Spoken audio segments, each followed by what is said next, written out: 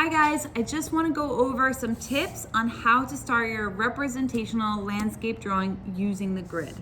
So the first is to have the right materials with you. So you will need your landscape photo that has a grid on it. You can use your Chromebook if you're working from your computer, or if you want, you can print out your photograph on a piece of paper. This is an option if you have a printer. Also, if you come to school and you would like to have a printed version, I could print it for you if you share the image with me. But it is not required, okay? The other thing you will need is a pencil, and you will need your paper that you've drawn a grid on. So if you came to school, I gave you a piece of paper that was measured to the correct size of the drawing.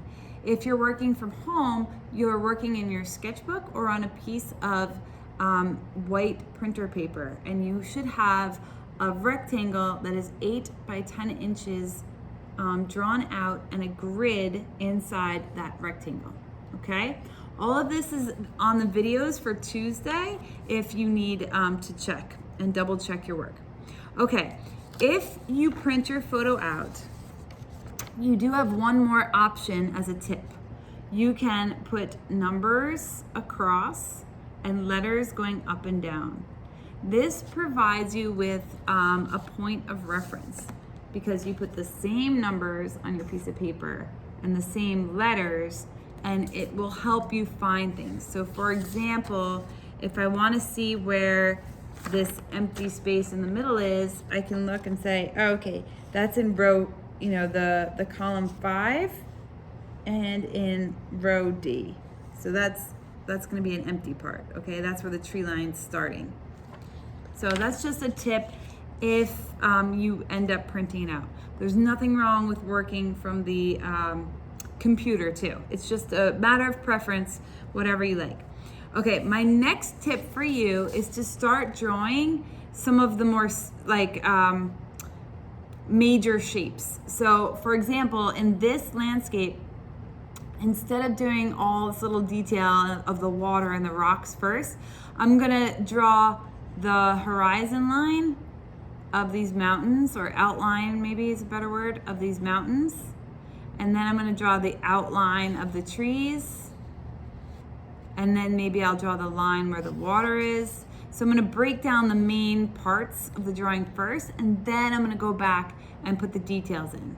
Okay, because you don't want to do a bunch of details and realize that you did them in the wrong spot and have to erase them. So if you get the main sections of your drawing mapped out, then you go back and do the detail stuff.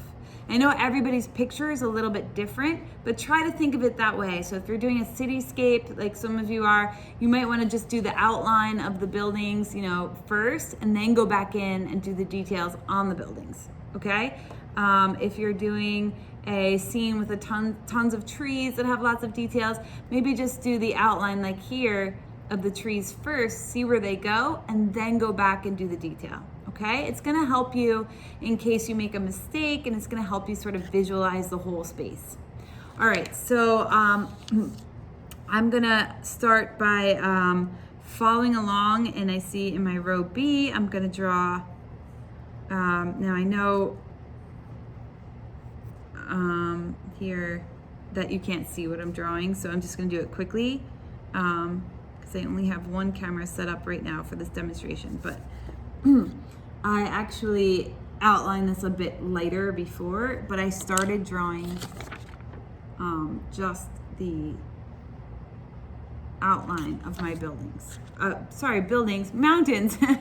All right, so when I start, I look like in this section, I'll look at B. This starts down here, okay? And it crosses. You're essentially finding where the image you're drawing, in my case a mountain, is crossing over the grid lines and trying to mark exactly where that is on your drawing. Okay, this type of drawing takes a lot of focus and concentration. So, and also and patience, because sometimes you make mistakes and you have to go back and correct them. Representational art is challenging in that you're trying to recreate a real scene. So sometimes it feels like a lot of pressure because you want to get it right.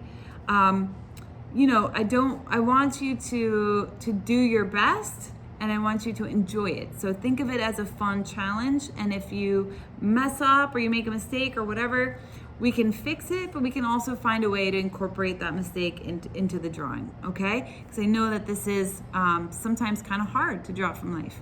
So today what we're gonna do is lightly sketch the main shapes of your drawing, and we're going to share back at the end of class. We're going to talk about what was going well, what some of our challenges were, and try to come up with some tips that we could help one another with. All right, so happy drawing, and don't forget to check in if you need help. Ask questions. That's what I'm here for. Okay, thanks guys.